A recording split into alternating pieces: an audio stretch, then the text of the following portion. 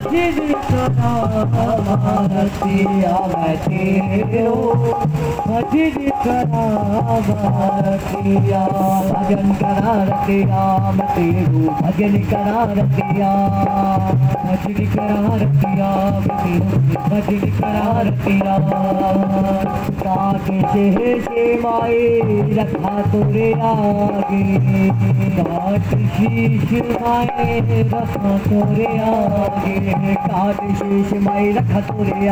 काट शीश माए रखा तोरे आगे काट शीश माए रखा तोरे आगे काट शीश माए रखा तोरे आगे काट शीश माए रखा तोरे आगे जगी रैया जोता सतिया मैं तेरो भजन करा रतिया मैं तेरो भजन करा रतिया बाहु पलक के माने शीश मिलायो बाहु पलक माने शीश हे बगिना वालिए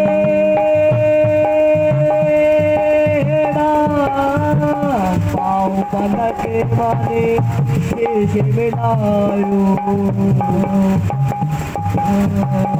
पलक मारे शीश मिलायो पलक मारे शीश मिलायो पलक मारे शीश मिलायो पलक मारे शीश मिलायो ए बाताने सचिया मैं तेरो भजन करा रतिया मैं तेरो भजन करा रतिया चंदन के चौके पर बैठो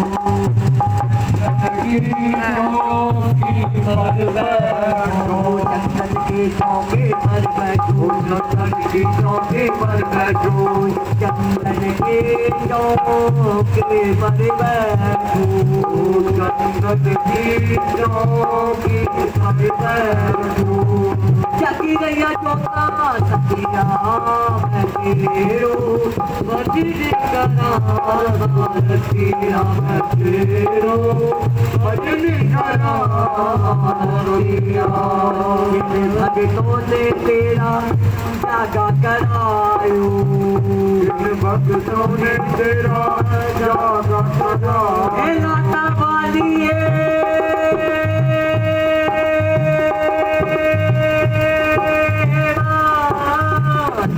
भक्तों ने तेरा जागा करा इधर आया मैं वीडियो बना रहा हूं सही नहीं आ रही है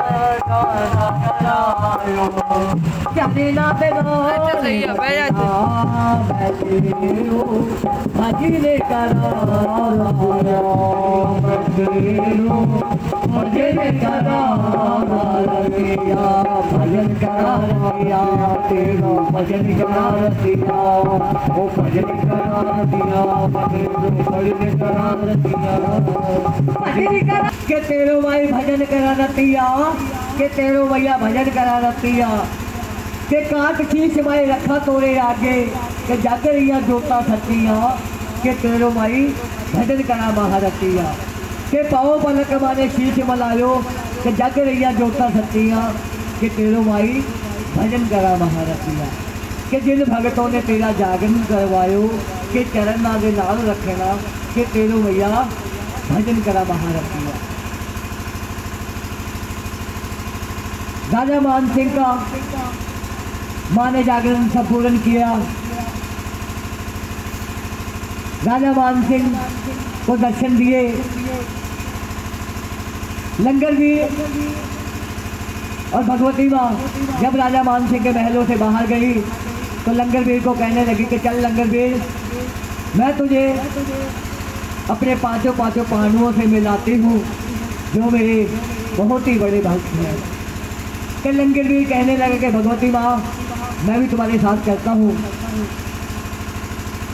भगवती माँ बाहर खड़ गई। कौरव पांडव आपस में जुआ खेल रहे थे।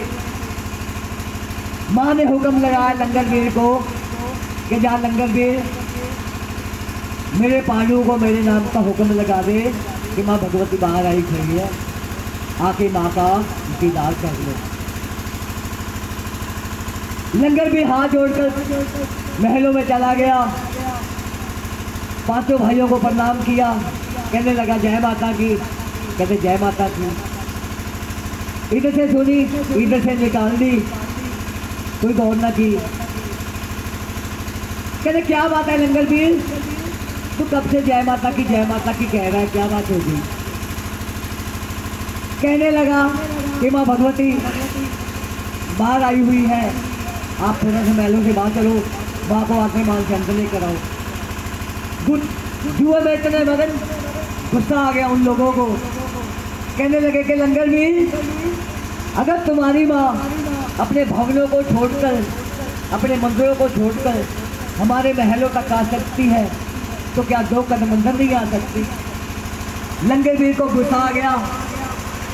माँ से कहने लगे कि माँ तू तो कहती है मेरे सच्चे और सच्चे भगत है। माँ कहने लगी देख फिर लंगर बीरा, मैं तो जा रही हूँ अपने भवनों पे, लेकिन समय बदलने वाला है। पांडव जुए में सब कुछ हार जाएंगे, यहाँ तक के अपनी धर्म पत्नी को भी हार जाएंगे। हारने के बाद वो मेरे बारे में आके पूछेंगी, तुझे यही बात कहनी है कि जिस जगह पे मैं खड़ा हुआ हूँ उस जगह को खोदना शुरू कर लो। माँ चली गई अपने भवनों में, अपने मंदिरों में। लंगर भी वहाँ पे खड़ा हुआ जैसे माँ ने हुक्म लगाया। पांडवों को क्या हुआ, ऐसा समा पलटा, पांडवों के जुए में हार हो गई। यहाँ तक कि अपनी धर्म पत्नी द्रौपदी को जुए में हार गए। हारने के बाद कौरवों ने उन लोगों को धक्के मारकर महलों से बाहर निकाल दिया। जब बाहर जाने लगे तो क्या देखा, वहाँ पे लंगर पे खड़ा हुआ बालाजी महाराज। बालाजी महाराज को पूछने लगे कि माँ कहाँ गई? कहना माँ तो गई अपने भवनों में, माँ गई अपने मंदिरों में। कहना हमारे नहीं, माता रानी कोई दंड लगा गई हो। कहना तुम्हारे लिए यही दंड है कि जिस जगह पे मैं खड़ा हुआ हूँ उस जगह को खोदना शुरू कर दो। पांडव माँ को कहने लगे कि भगवती माँ, हम इस नगरी के राजे हैं, अगर हमारे हाथ में किसी ने कच्ची या बच्चल देख लिए कल में, हमें किसी को राजा नहीं कुछ करने का कोई। उस जगह को पटना शुरू कर दिया, खोदना शुरू कर दिया। कहते जब पहली कई पांडव खोदने लगे उसमें क्या निकला, एक गंगा जल गागर भारी कल। कहते दूसरी कई जो पांडव खोदने लगे तो वहाँ की केसर प्यारी निकली। तीसरी कई जो पांडव खोदने लगे वहाँ की चंदन चौकी एक भारी निकली।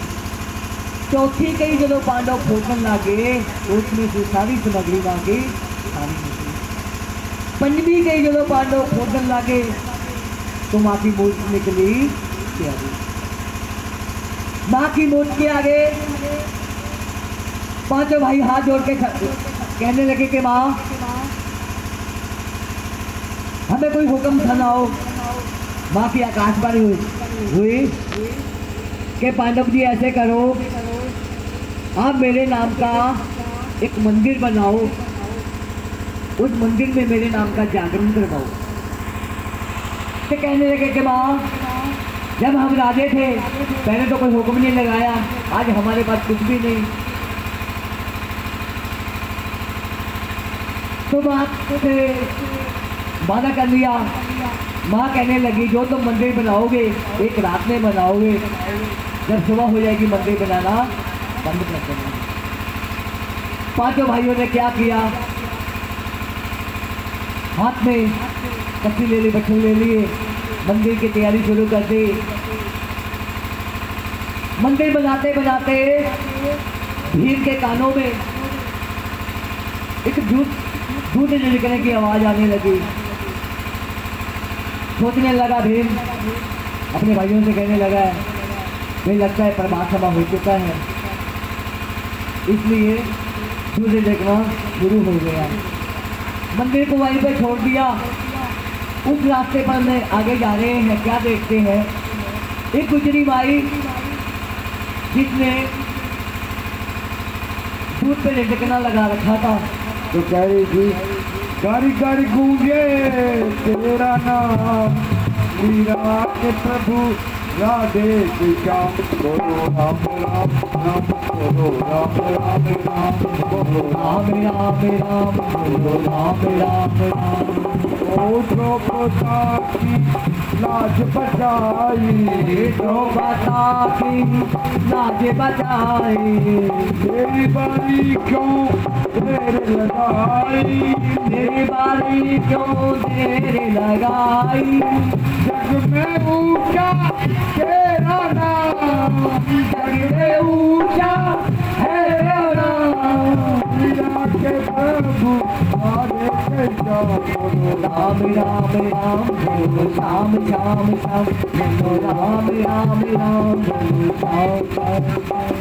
ओ कैसी मुश्किल आन पड़ी है, कैसी मुश्किल आने पड़ी है, घर पे मेरे मौत खड़ी है, घर पे मेरे मौत खड़ी है।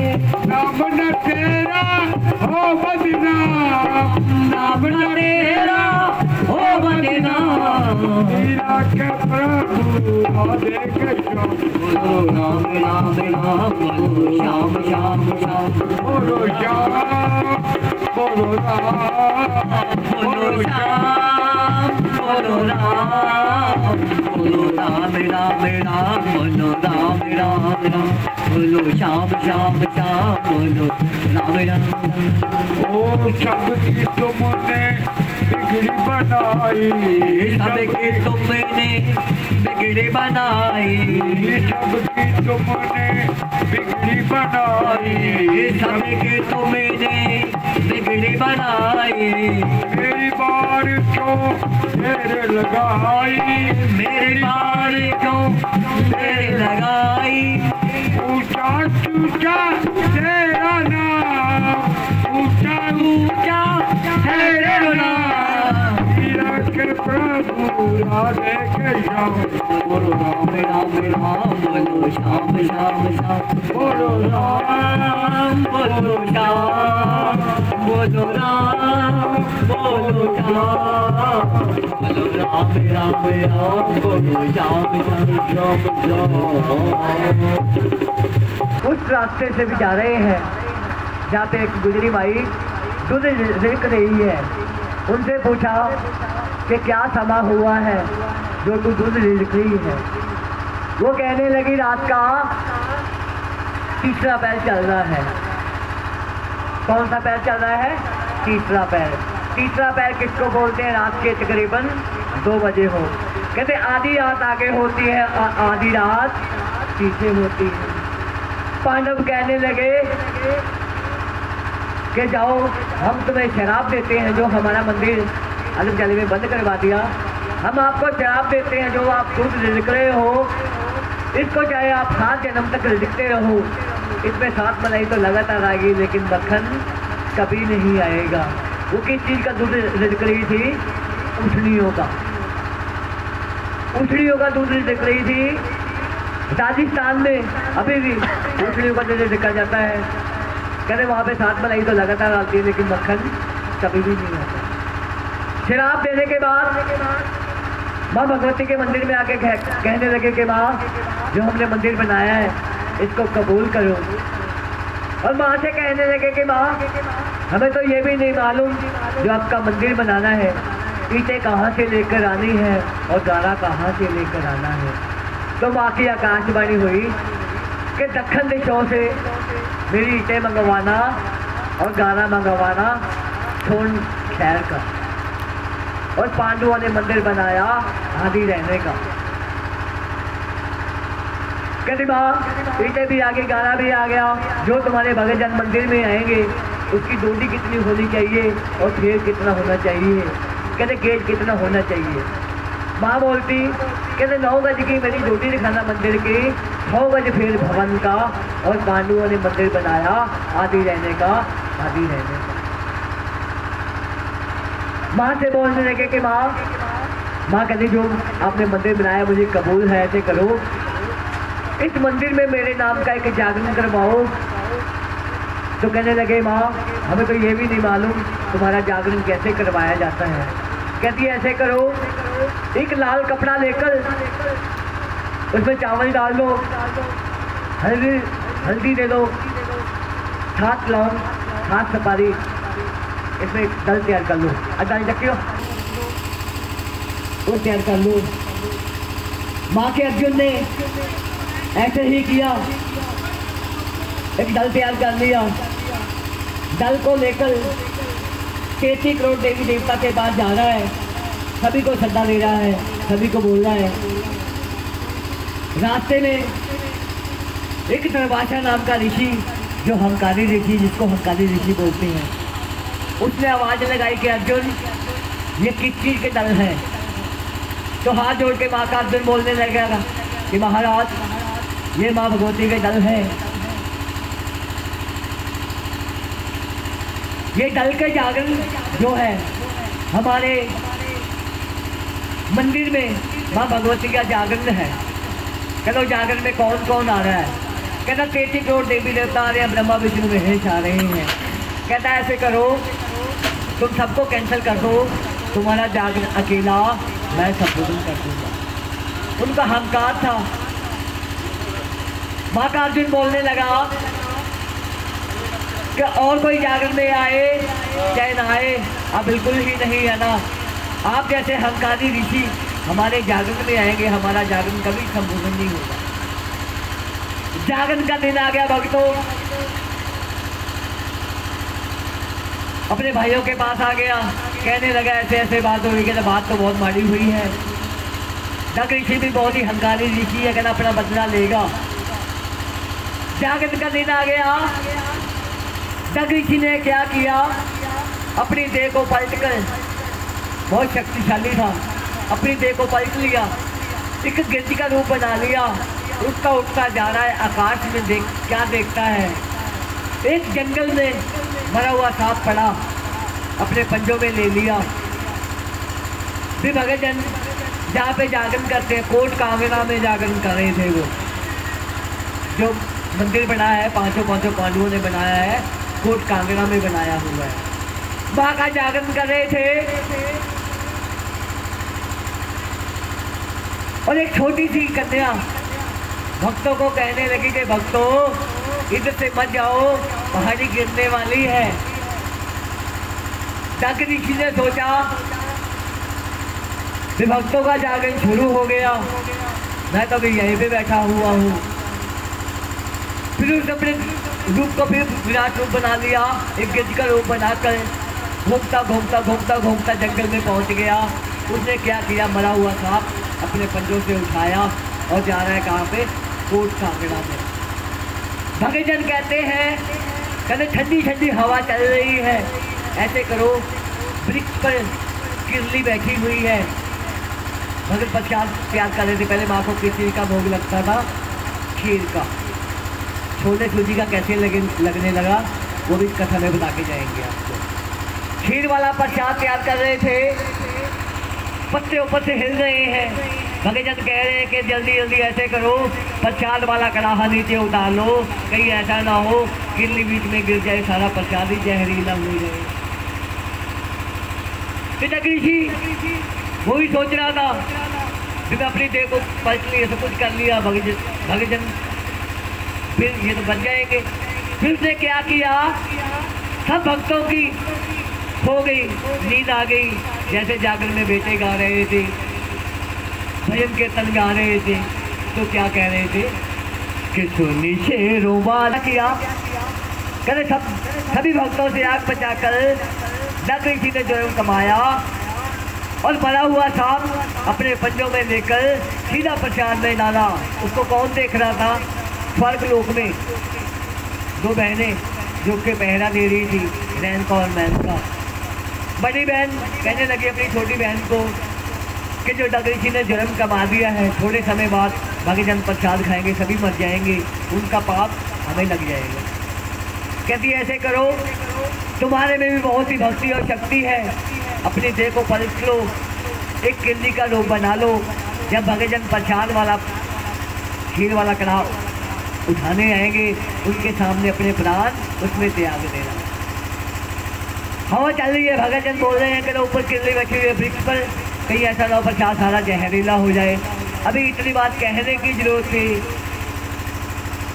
किल्ली ने अपने प्राण उसमें त्याग दिए। वहां से कहने लगी कि बोला जी मैं कैसे बोला, फिर जी बादे कैसे बोला, ऐनी नहीं हथ ताकत मेरी, पकड़ कर आया कितना डोला, कि बोला जी मैं कैसे बोला। फिर भगत जन चलो किल्ली को दिख रही, जब किल्ली को प्रसाद में देखा तो देखकर हैरान हो गए, हाहाकार मच गई।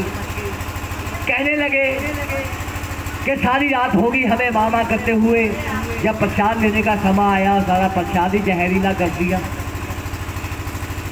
तो भगत जन कहने लगे अब दूसरी बार खीर का प्रसाद तैयार नहीं हो सकता, ऐसे करो माँ को फलों को भोग लगाओ और थोड़ा थोड़ा प्रसाद लेकर अपने अपने घर को जाओ।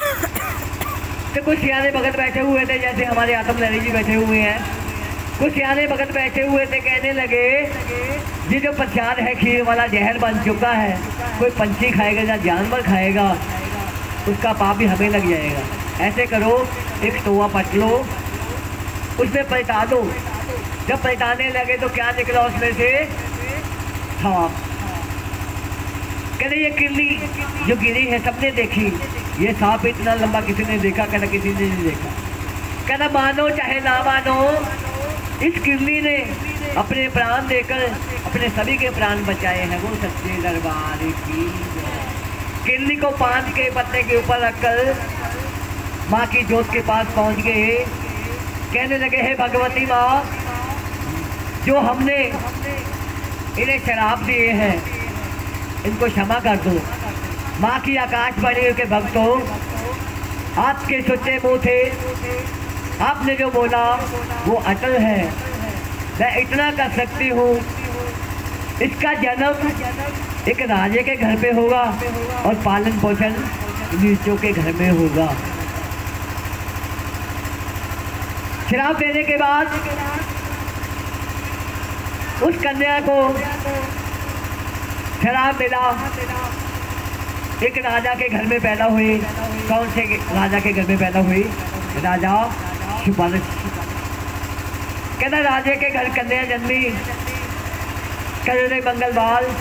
कहना मंगलवार किसको बोलते हैं? जो कि महीने में 5वां मंगलवार आए। कहते लड़की हो चाहे लड़का हो उसको मंगलिक बोलते हैं।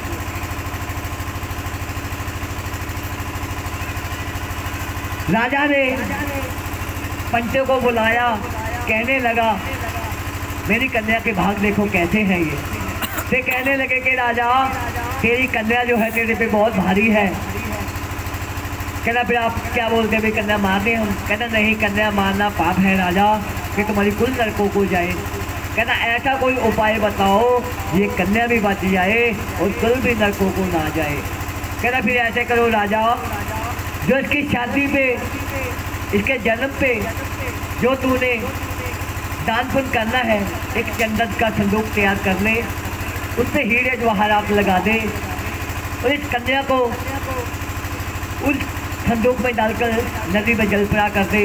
जहाँ पे किस्मत होगी अपने आप ही चली जाएगी।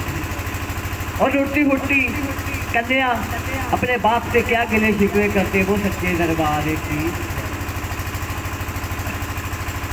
के होनी पोछे के वारा तेरे ही ना बड़ा वक्त न के आवे। होनी पोछे के वारा तेरे ही ना बड़ा वक्त न के आवे।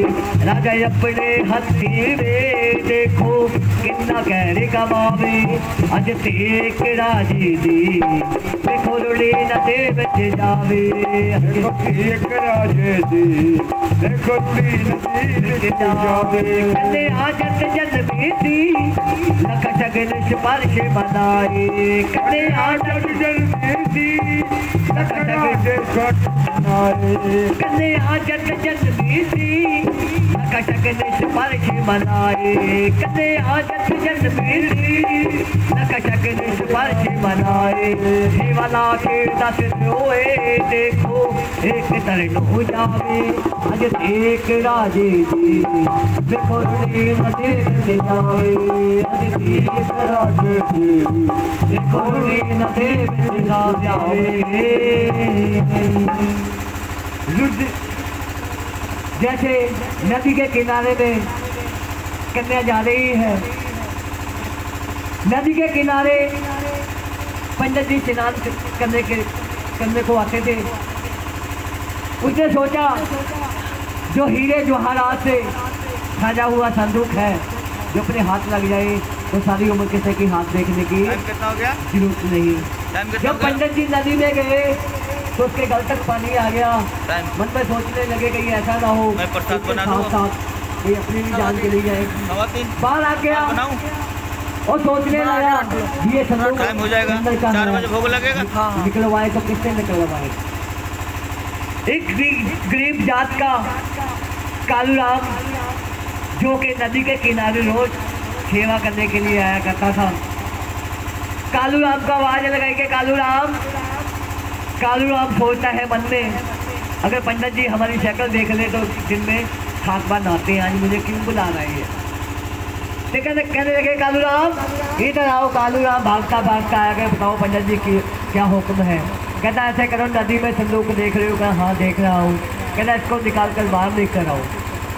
जब कालूराम नदी में पहुंचा तो संदूक अपने आप ही उनके पास आ गया। बोल सच्ची दरबारी की। पंडित जी के पास पहुंच गया, कहने लगे लो पंडित जी। पंडित जी कहने लगे कि कालूराम पहले मैंने देखा है, पहला हक मेरा है, मैं मांगता हूँ। कहना जो इसके ऊपर लगा हुआ है मेरा है, जो इसके बीच में निकला सो तेरा है।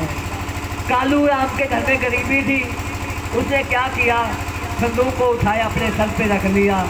रास्ते पे जा रहा है, मन में सोचता है इसको खोल के देख रहे इसमें क्या है। कहना अगर खाली हुई तो घर पे पालन के काम आ जाएगी। उसने क्या किया संदूक को खोला, क्या देखा एक दिन की कन्या भूख की मारी अपने सजे पाँव का अंगूठा चूस रही थी। वो सच्चे दरबार की। कालूराम उस कन्या को देखकर बहुत ही खुश हुआ। माँ से कहने लगा कि हे भगवती माँ आज हमें भी औलाद पाला कर दिया, क्योंकि कालूराम के घर में कोई औलाद नहीं थी। कालूराम ने कन्या को गोद में लिया, भागता भागता गया, अपनी धर्मपत्नी को कहने लगा कि लाए भाग्यवान इस बच्ची को गोद में ले ले। अच्छे वस्त्र पहनकर नहा धोकर बच्ची को गोद में ले ली। बच्ची को गोद में ले लिया, बच्ची मुंह से चलाने लगी। फिर कालूराम के धर्मपत्नी बोलने लगी कि मैं कैसी माँ हूँ जो बच्चे को दूध भी नहीं पिला सकती। फिर माँ को याद किया, क्या कहती है कि जागो ज्वाला मुखी डाल पा, एक सत्य वाली जोत जगा, एक सत्य वाली जोत जगी। कालूराम की जो धर्मपत्नी थी उसकी छाती में से बत्ती की बत्ती दूध की धारें अपने आप ही उत्पन्न होगी। बोल सकते दरबार की। उस लड़की का नामकरण करवाया, जैसे घर में बच्चा होता है नामकरण करवाते हैं। उसका नाम हृदय पे निकला। कहते 5 साल की हो गई रुको, प्यासे रुको रुको कहने लगे। कहते 5 साल की हो गई रुको, पढ़न स्कूले लाई। कहते 8 वर्ष की हुई रुकमन अयोध्या नगरी जा पे आई। छोटी सी उम्र से उसकी शादी कर दी। कहते 12 साल की हुई रुकमन पूरा नाम रखाए कि राजे रे कन्या घर में क्या दे आई, घर में क्या दे आई। कालूराम ने क्या किया, अपनी ब्यादी का लड़का देखकर उसकी शादी कर दी। जब अपने ससुराल में पहुंची, अपनी सासू माँ को पूछती है कि सासू माँ जो हम काम करते हैं, जो अपना कर्म है, क्या कर्म है। वो कहने लगी देखो तुम नहीं आई हो, तुम्हें सब पता चल जाएगा। कहती नहीं सासू माँ मुझे बताओ। वो कहने लगी तो सुनो। कहती इस नगरी में राजा और रानी का एक मंदिर बना हुआ है। मंगलवार की मंगलवार उस मंदिर में जाते हैं, वहाँ से हमें 1 टका मिलता है। उस 1 टके के साथ अपना पूरा 1 हफ्ते का खाने के लिए पदार्थ खाता है। तो कहने लगी कि आज के बाद जो मंगलवार आएगा उस मंगलवार को मंदिर में मैं जाऊंगी। उसने क्या किया, बाजार में चली गई, झाड़ू ले आई, टोकरी ले आई, झाड़ू पे छोटे छोटे घुंघरू लगा लिए। कहते जब माँ के दरबार में जाऊंगी, माँ के भवनों की सेवा करूंगी तो माँ को सुनाई देनी चाहिए। साढ़े जिंदगी जी ढोलक मास्टर और मंदिरों में पहुंचती है, इधर से बिजली भी चमक रही है, इधर माँ भगवती भी सोचती है भी रुक्मन आ जाती है मंदिर में कि नहीं आती। तो माँ से कहने लगे कि माँ तुम्हारे दरबार में आ रही हूँ, आधी रात आगे है और आधी रात पीछे है। माँ के भवनों में जा रही है, माँ के मंदिरों में जा रही है। क्या कहती हुई जा रही है कि तेरा मंदिरा से माए झाड़ू देवाड़ चले तेरा मंदिरा से माए झाड़ू तेरा मंदिरा से माए झाड़ू देवाड़ चले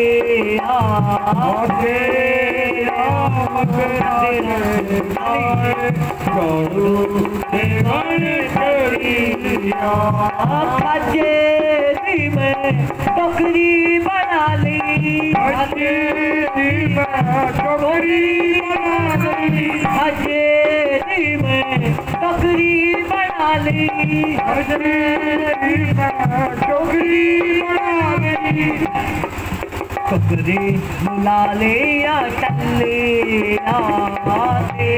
तेरा मंदिरा के झाड़ू देवाड़ चली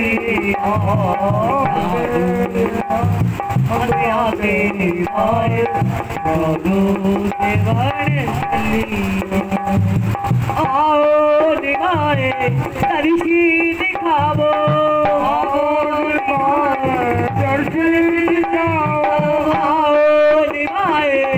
तरसी दिखावो, दिल दिया दिल बेचे रैया रे तेरा मंदिरा के माए झाड़ू देवाड़ चले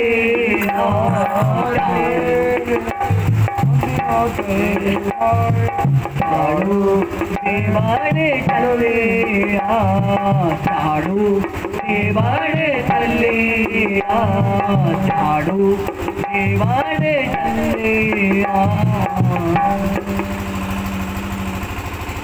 क्या देखा, मंदिर में पहुंची, अपने बालों को खोल लिया, माँ की सीढ़ियों को साफ करती हुई जा रही है। भगतजन माँ का भजन कर रहे थे। भजन कर जब मंदिर से बाहर आए तो क्या देखा, रुक्मन को वहाँ पे नींद आ गई, वहाँ पे सो गई। सेवा करते करते एक भगतजन बाहर आया कमंडला लेकर। हाँ जी, कोई एक भगतजन कमंडला लेकर आया, कमंडला लेकर आया। उसने देखा कि माँ की भक्तनी सो रही है। माँ की भक्तनी को उठाया, कहने लगी कि भक्तनी क्या बात मंदिर से बाहर बैठी हुई? कहती हमें हुक्म नहीं अंदर आने का। कहते ये दुर्गा लाडली आपको कुछ देती भी है कि आप गला फाड़ के रह जाते हो। कहने लगे कि रुक्मन ये दूध वाले को दूध देती है, पूत वाले को पूत देती है। जैसी जिसकी श्रद्धा होती है वो ऐसा ही फल देती है। कहते किस तरह देती है? उसको 1 टका मिला। अगर कोई भी सुखना सुखनी हो, कोई भी सुखना सुखनी हो, इसमें कट में डालकर आप सुख सकते हो। जैसी आपकी सुख होगी, अगर हफ्ते की है तो आपकी बात हफ्ते में पूरी करेगी, अगर महीने की है तो महीनों में करेगी, अगर 1.25 साल की है तो 1.25 साल में जरूर पूरी करेगी। अगर अपने कोई भी सुखना सुखनी हो तो इसमें हाथ लगाकर माँ से प्रणाम कर सकते हो, बोल सकते हो। 1 टका उन्हें मिला।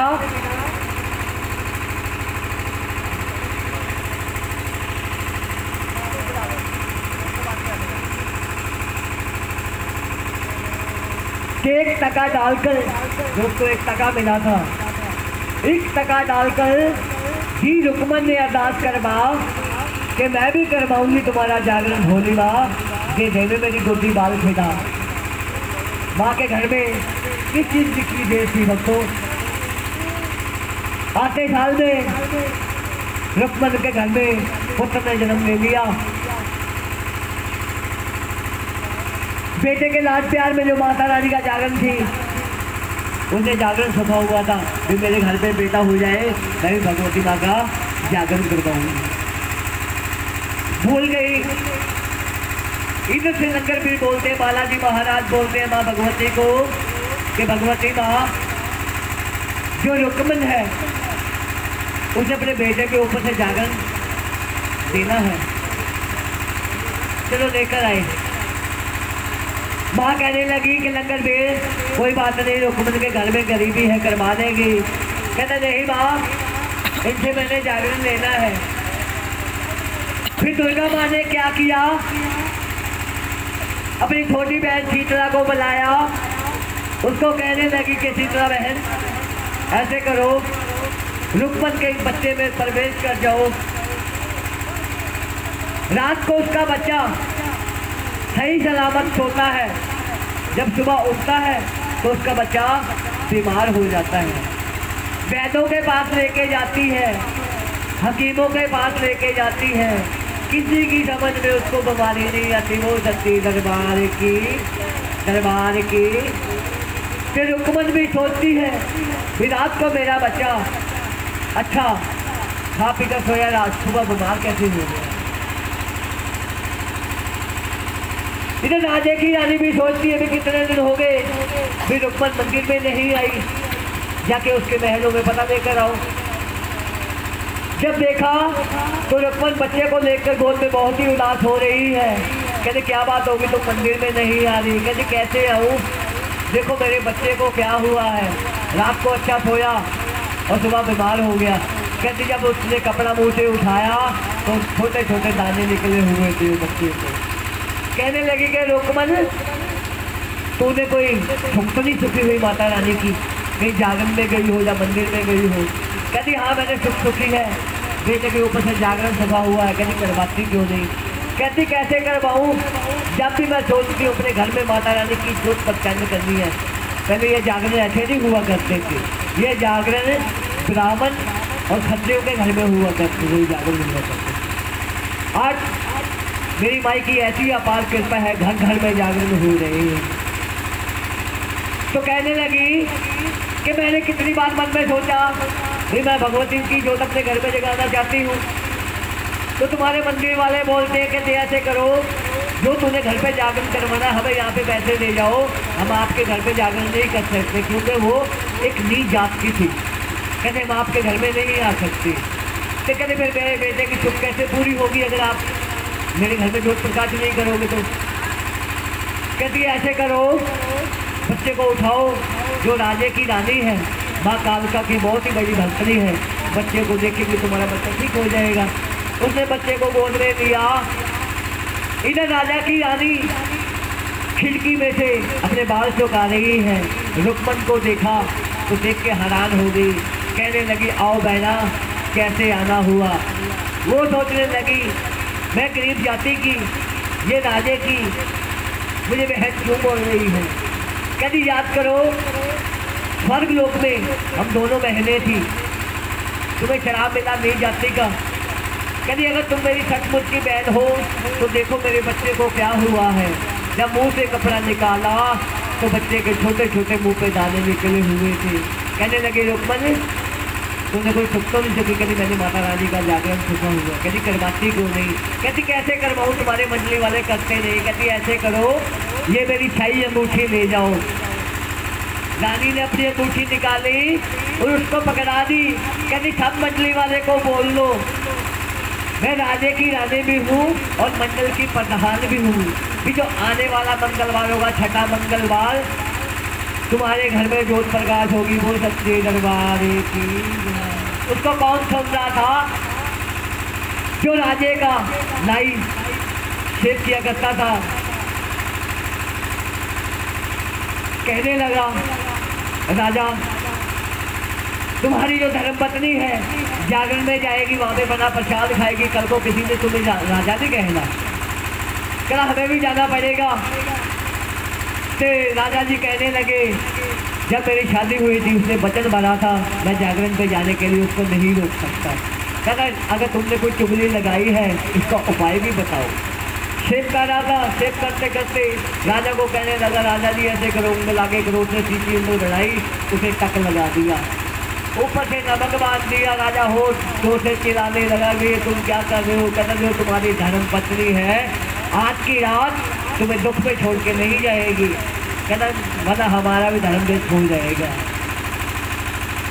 इधर क्या देखा, राजा महलों में पहुंचा, रानी देखकर हालात, फिर राजा जी हाथ से क्या हो गया, लहू लुहान हो रहा है। राजा ने क्या झूठ बोला, कहने लगा कि हे रानी रथ पे जा रहा था, रथ पे जा रहा था, उसका पहिया निकल गया, पहिया लगाने लगा, जो उसकी किल थी आर पार हो गई, रानी बहुत दर्द हो रहा है, चलो महलों के ऊपर चलते हैं। तो वो जागरण में विधि डाल रहा था, कोई ना कोई, आज की रात ये जागरण में नहीं जाएगी। राजा और रानी से कहने लगा राजा कि रानी तू मुझे वचन भर, आज की रात तू मुझे दर्द के बारे में छोड़ कर नहीं जाएगी। कहने लगी कि राजा मैं तुम्हारी धर्म पत्नी हूँ कि रघुकुल रीत सदा चली आए, प्राण जाए पर वचन न जाए। राजा कहना तुम वचन भरो कि आज की रात तुम कहीं नहीं जाओगे। महलों में पहरे लगवा दिए, सभी को बोल दिया कि आज की रात ना तो कोई महलों में आएगा ना महलों से बाहर जाएगा। इधर से रानी सोचती है अगर मैं उनके जागरण पे नहीं पहुंची तो कोई भोजन नहीं खाएगा, उनका जागरण संपूर्ण नहीं होगा। फिर माँ को याद करने लगे तो क्या कहती है कि माँ कि तुम्हें बात किसी ने नहीं कहना, तुम्हें बात किसी ने नहीं कहना कि हे देवी माँ ने हमारी लाज ना रखी। माँ ने क्या किया, ज्वाला रानी से ठंडे ठंडे हवा के झोले पहाड़ों से झोलाए, राजे को नींद आ गई, जो उसके पहरेदार थे वो भी सो गई। रानी ने क्या देखा है, खिड़की खुली हुई है, साड़ी निकाली अलमारी से और उसका एक रस्सा बना लिया, रस्सा बना कर उसके सामने नीचे उतर गई। रास्ते में एक चोर खड़ा हुआ जो कि रानी को लूटने की कोशिश करता है।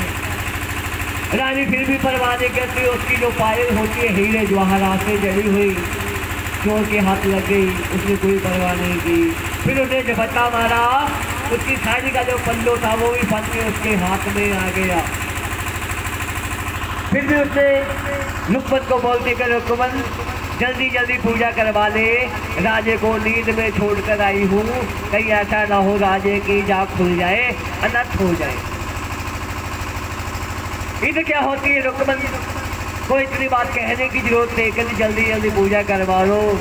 इधर से क्या देखता है राजा, आसे देखता है, पासे देखता है, बेरानी हो गई। मन में सोचता है, फिर चारों तरफ पहरे लगा रखे हैं, पहरा तोड़कर कैसे चलेगी। क्या देखता है, खिड़की देखता है, राजा भी उसी खिड़की के सहारे रस्ते का जो साड़ियों का जो रस्सा बनाया हुआ था उसको पकड़ कर वो भी नीचे उतर गया। रास्ते में एक चोर खड़ा हुआ था जो उसके बीच में बजा, कहने लगा कि तुम कौन? वो कहने लगा मैं चोर। राजा कहने लगा कि मैंने सच्चाई बता दी, ये अपने को सच्चाई नहीं बताएगा। कहता रात को तू भी चोर और मैं भी चोर। कहता तुम्हारे हाथ कुछ लगा? कहता लगा तो बहुत कुछ है। कहता लेकर फिर जाते क्यों नहीं यहाँ से? कहता कैसे जाऊँ, मैं तो उस देवी का इंतजार कर रहा हूँ जिसका मैंने ये सामान लूटा है। मैं तो उसका इंतजार कर रहा हूँ कि कब वो यहाँ से आएगी, उसका सामान मैं उसके पकड़ा दूँगा। कहता जब मैं लेके जाने लगता हूँ तो मेरी आँखों की जोत चली जाती, मैं अंधा हो जाता हूँ, मुझे दिखना हट जाता है। राजा कहने लगा देखो तुमने सच बोला है तो मैं भी सच बताता हूँ। कहता मैं इस नगरी का राजा हरिश्चंद्र हूँ। कहता मैं इस नगरी का राजा हरिश्चंद्र हूँ। तूने सच बोला है, ये सामान मैं अपने हाथों से तुझे अर्पण करके देता हूँ। ये बताओ जिसका तूने सामान ये चुराया है वो किधर को गया है? कहते ये जो गरीब बस्ती से ढोलक की आवाज आ रही है। राजा भी खंडा लेकर देखता है करके रानी ने कुछ नहीं खाया, इसको गंगा जल का छींटा देकर महलों में ले जाएंगे। तो रुक्मन को बोलने लगी कि रुक्मन जल्दी जल्दी पूजा करवा ले गई, राजा ना आ जाए। राजा क्या देख रहा था, जैसे पहले दरवाजे हुआ करते थे, पहले जैसे आपको बताया एक बंद कमरे के अंदर जागरण हुआ करते थे, एक बंद कमरे के अंदर रानी पूजा करवा रही है। राजा खंडा लेकर वहाँ पे खड़ा हुआ है। कहना अगर रानी ने खा लिया इसका चीज यहीं पे कलम कर दूंगा। चलो खड़े अपने अपने स्थान से यहाँ पे पूजा करवाई भाई। और रुक्मन ने क्या किया, गोद में प्रसाद डलवाया और बाहर आने लगी। राजा वहाँ पे खड़ा हुआ था, कहने लगा कि रानी मुझे गोद खोल के दिखा, तूने किस चीज का प्रसाद डलवाया है गोद में। और रानी कहने लगी कि राजा गोद ना मेरी देख, राजा गोद ना मेरी देख, गोद में मेरी बसे ब्रह्मा विष्णु आप बसे महेश। तो कहने लगी एक छोटी सी कन्या खड़ी हो गई, कहने लगी कि रानी राजे को गोद खोल के दिखा दो, थोड़ा थोड़ा प्रसाद मुंह में डाल लो। कहने लगी छोटी सी कन्या कि राजा को गोद खोल के दिखा दे। राजा को जब गोद खोल के दिखाई, राजा देखकर हैरान हो गया। कहने लगा कि रानी पहले तो जागरण किया करती थी, अब जादू तूने भी करने लगी, ये प्रसाद सारा तूने उल्ट पुल्ट कर दिया। मैंने अपनी आंखों से देखा कि खिड़कियों में से सब कुछ देख रहा हूँ, तू किस चीज़ का प्रसाद डलवा रही है, किस चीज़ का प्रसाद डलवा रही थी? वो पूरी और छोले का सब कुछ उल्ट पुल्ट हो गया। राजा देखकर हैरान हो गया, कहने लगा कि रानी पहले तो तू जागरण किया करती थी, अब जादू टोना भी करने लगी। कहने लगी कि राजा ये कोई जादू टोना नहीं है, ये मेरी माँ का पंथ है। कहना फिर तेरी माँ का पंथ मैं भी देखना चाहता हूँ, तो तेरी माँ का पंथ कैसा है? ते रानी कहने लगी कि राजा अंत और पंथ किसी का नहीं देखना चाहिए। कहती अगर पंथ देखना है तो चलो महलों में चलते हैं। राजा और रानी महलों में आ गए। राजा से कहने लगी कि राजा ये बताओ कि आप सबसे ज़्यादा प्यार किस चीज़ को करते हो? राजा कहने लगा कि रानी मैं सबसे ज़्यादा प्यार करता हूँ अपने नीले नीले घोड़े को, जिसके ऊपर सवार होकर अपनी प्रजा की रक्षा करता हूँ। कहती है ऐसे करो फिर शीश काट कर लेकर आओ। राजा ने क्या किया, खंडा उठाया, तबेले में पहुंच गया, घोड़े का शीश काट कर रानी के पास आ गया। रानी को कहने लगा रानी ये लो घोड़े का शीश भी नहीं आया, अब तो मुझे माँ का पंथ दिखला दे। कहने लगी कि नहीं राजा अभी तो तुम पहली पौड़ी चले हुए हो, तुम वचन भरो कि माँ का जो पंथ कभी नहीं देखोगे। अगर माँ का पंथ देखना है तो इसके लिए कुर्बानियाँ देनी पड़ती हैं। कहते अब ये बताओ घोड़े के बाद और ज़्यादा तुम प्यार किस चीज़ से करते हो? फिर राजा कहने लगा रानी अपना एक ही बेटा है ऋताज, जिसे तुम ही जान से ज़्यादा प्यार करती हो और मैं भी करता हूँ। कहती ऐसे करो फिर ये खंडा उठाओ, तलवार उठाओ, महलों में जाओ और अपने बेटे का शीश काट कर लेकर आओ। वो सबके दरबार राजा कहने लगा कि रानी ये क्या कर रही है, अपने हाथों से अपने बेटे को मरवा रही है। कभी नहीं राजा जैसे मैं कह रही हूँ ऐसा ही करो। राजे ने क्या किया, खंडा लिया, महलों में पहुँच गया, बेटे को एक आवाज़ लगाई, बेटा नहीं आया, दूसरी आवाज़ लगाई, बेटा भागता भागता आ गया। कहने लगा कि पिताजी क्या हुक्म है तुम्हारा? फिर बेटा कहने लगा पिताजी बताओ क्या हुक्म है? कहना ये मेरा हुक्म नहीं, ये तुम्हारी माँ का हुक्म है। कहना कौन सी माँ का हुक्म है? कहना जगजननी माँ का हुक्म है कि पालन हर माँ का हुक्म है जिसने मुझे पाला है। कहना तुम्हारी पालन हर माँ बोलती है। कहती उस माँ के लिए एक चीज तो क्या, अपने 7 जन्मों के शीश उसके चरणों में अर्पण कर दूंगा। जैसे बच्चे ने शीश झुकाया, राजे ने खन्ना लगाया और रानी के पास शीश लेकर आ गया। कहने लगा रानी लो घोड़ा भी मार दिया और बेटा भी मार दिया, अब तो मुझे माँ का पक्ष दिखलवा दे। कहती नहीं राजा, अब ऐसे करो, घोड़े के शीश के और बेटे के शीश के छोटे छोटे पीस कर लो, एक पतीला लेकर उसमें डाल लो और उसके नीचे आग लगा दो। जब आग लगाने के बाद आए तो राजा भटगोटा कहने लगा जा रानी तू भी झूठी और तेरी माँ भी झूठी, तू तो माँ की तारीफ ऐसे करती है कि माँ ज्वाला रानी की जोतें पानी में जग रही है। देखे ना आपने पानी में जग की है। कहना माँ ज्वाला रानी की जोतें पानी में जग रही है। कहना तुम्हारी माँ को मैं फिर मानूंगा अगर इस पतीले के नीचे अपने आप ही आग लग जाए। वो सच्ची दरबार रानी ने माँ को याद किया कि हे माँ कि जागो ज्वालामुखी जाल पर छत बली जो जगह, एक छत बली जो ज्वाला रानी से आई पतीले से आगे पीछे घूमे और पंचायत बन के तैयार होगा। वो सच्ची दरबार कहती ऐसे करो राजा, अब इसकी 5 घेड़ियाँ कर लो। राजा कहने लगा रानी खाने वाले हम दो जी, 5 घेड़ी क्यों करवा रही है।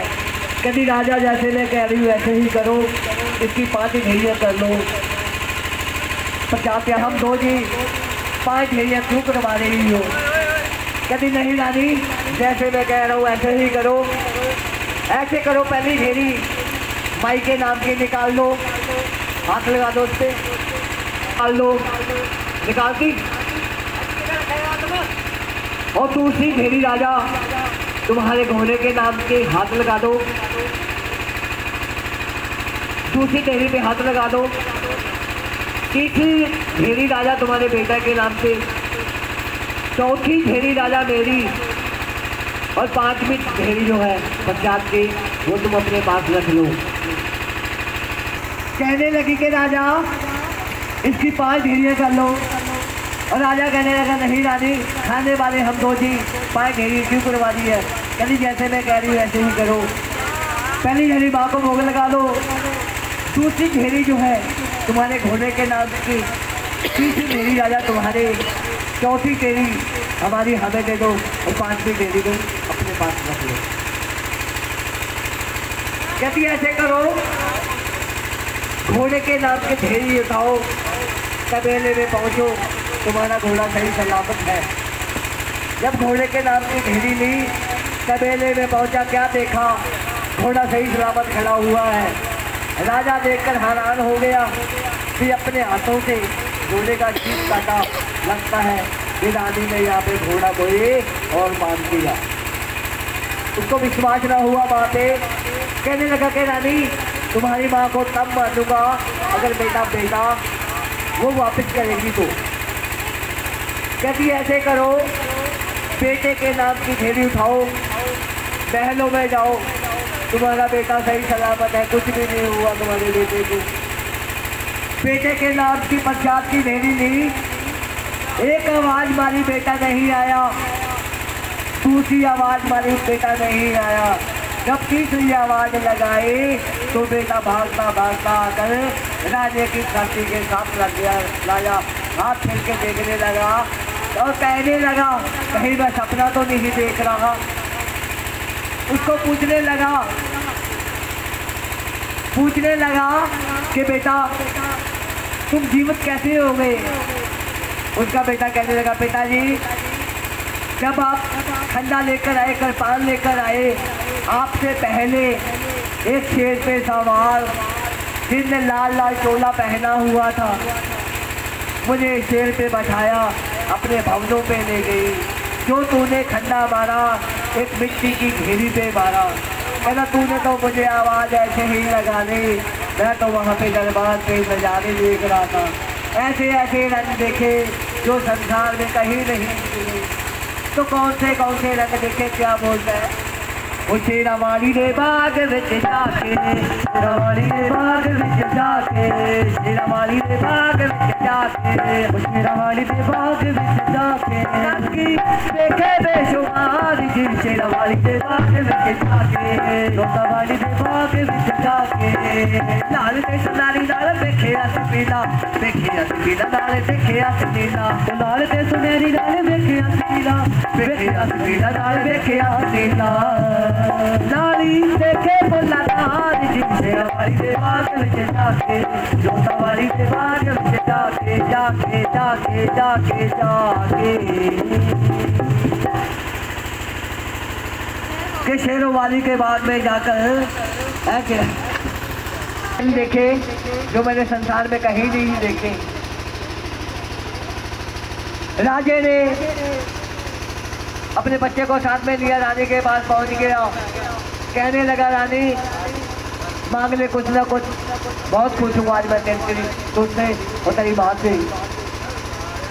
और रानी कहने लगी कि राजा तू मुझे क्या देगा, तू तो खुद इससे मांगता है। कहते नहीं रानी कुछ ना कुछ जरूर मांग ले। तो कहने लगी कि सुनो भाई राजा जी, बहुत ही खुश हो राजा हरिश्चंद्र जी, एक मंदिर चला लो शहर से बाहर। ये जो मंदिर बना हुआ है गरीब जाति का जो अंदर मंदिर में नहीं आ सकता, एक मंदिर दिलवा दे शहर से बाहर, जहाँ पर भक्तजन आएंगे वहाँ की करेंगे जय जयकार। और ध्यानु का तिलक लगाता, ध्यानु यश वाला तिलक लगाता कि माँ जिन भक्तों ने तेरा जागरण करवाया उनका जागरण लेखे लगाना दाती माँ, उनका जागरण संपूर्ण करना। और माँ ने साक्षात राजा और रानी को दर्शन दिए, कहने लगे कि आने वाला समय कलयुग कल लगने वाला है। कलयुग में घर घर में माँ के जागरण हुआ किया करेंगे। जो भक्तजन तुम्हारे नाम की कथा नहीं सुनाएंगे, तारा रानी की कथा नहीं सुनाएंगे, उनका जागरण संपूर्ण नहीं होगा, सफल नहीं होगा। तो आओ ये थी तारा रानी की कथा।